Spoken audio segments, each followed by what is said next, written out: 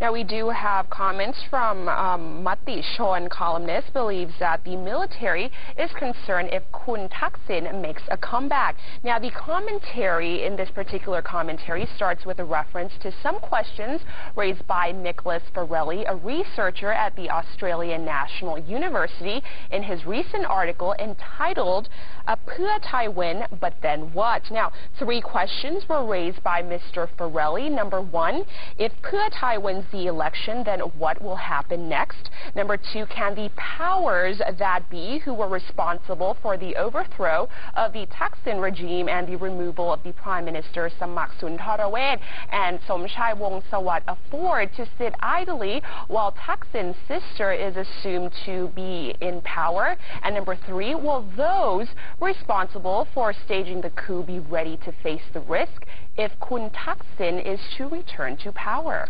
Meanwhile, Mr. Farrelly also predicted that the powers that be do not want Kun Thaksin to return to power, and Pheu Thai's party win will then be short-lived. That would result in Thailand descending into another round of chaos and loss of lives. Now, given the grim scenario painted by this foreign researcher, Mati Chon said that the military remains a worrying factor and is still the power that will dictate the fate and future of the country after the election. Mati Chon also said that even if Army Chief General Prayuth wants to remain neutral, there are other elements within the officer corps who harbor a different opinion from the Army Chief. Now, these commanding officers simply do not trust Kun Thaksin and suspect that he will seek revenge if he returns. Now, the commentary pointed out at one particular promising Army general that it did not identify, and it said that this general deeply distrusts Kun Thaksin and has quietly lobbied for support to resist Thaksin and Pheu Thai Party because he strongly believes that Kun Thaksin wants to grab power for a regime change in Thailand. Meanwhile, a manager analyst said that it's actually Kun Prayuth who maybe seem to be pressuring Pheu Thai, but in fact, it's the other way around. The columnist said that Kun Thaksin had made a smart move by initiating Kun Yingluck to publicly announce her wish to meet the army chief. Now, this incident shows that Pheu Thai wants and is ready to make amends with the army, and General Prayuth now has no choice but to come out and announce that he would not be involved in politics. Now, meanwhile, Chhat Thai Pathana recently revealed that the army forced smaller parties to join the Democrat-led coalition has also been a part of Thaksin's plan to pressure the army. And now the army chief has clearly announced his stance. Another coup on the Pheu Thai government will not be accepted by the people, which, according to the columnist, is part of Kun Thaksin's master plan. Just to add on, the political web boards on the internet were critical of the army chief for his comments. Many blasted the army chief for his intentions to steer voters to vote for the Democrats, and some also said that the deployment of the army in certain areas around, including Bangkok, is a way of pressuring the voters. They said that the army chief's promise to stay neutral he may be making those things publicly, but his actions prove otherwise.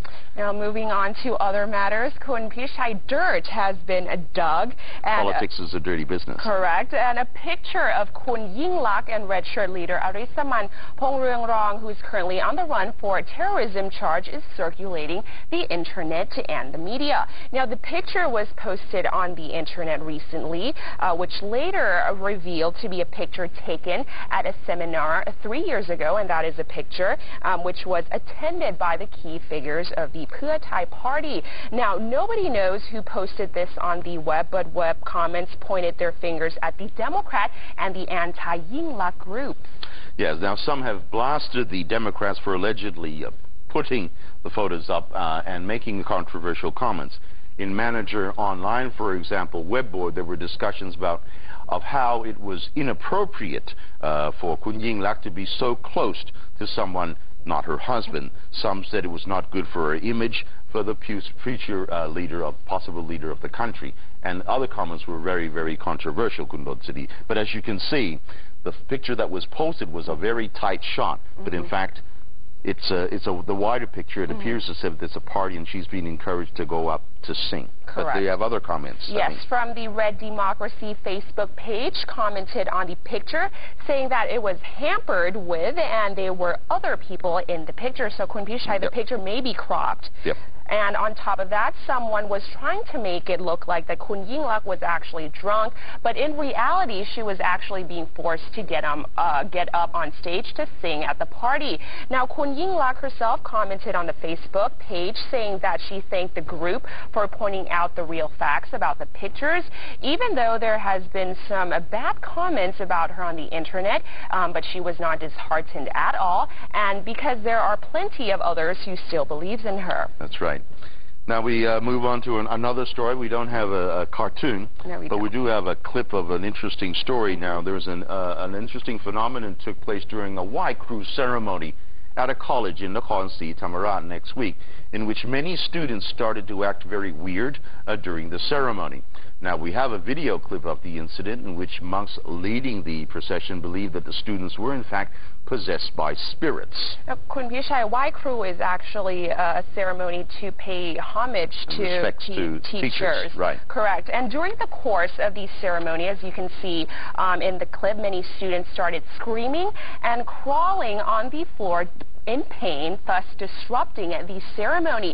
Now, some acted like they were old men, some turned aggressive, while many others acted like they were possessed by animals. Yes, now one of the affected students told the monks in a trance mode that the ceremony was incomplete and the gods had punished the students. Now, the school doctors weren't able to do anything for these students, and they later claimed they did to be healed after the monks prayed for forgiveness from the gods. Now, that's all we have for Morning Focus. Just to top up one thing, I think yesterday there were reports that the Prime Minister said he would resign if the party performed less than what they got last time. In fact, the Prime Minister denied. He actually said he would quit. He said he would be responsible if the party had performed poorer or less than the previous time. He said that if it wins 160 seats, and that was the highest number, then there's no reason for him to resign. So we'll add that clarification. All right. That's all we have for Morning Focus this morning. And I guess with that, moving back.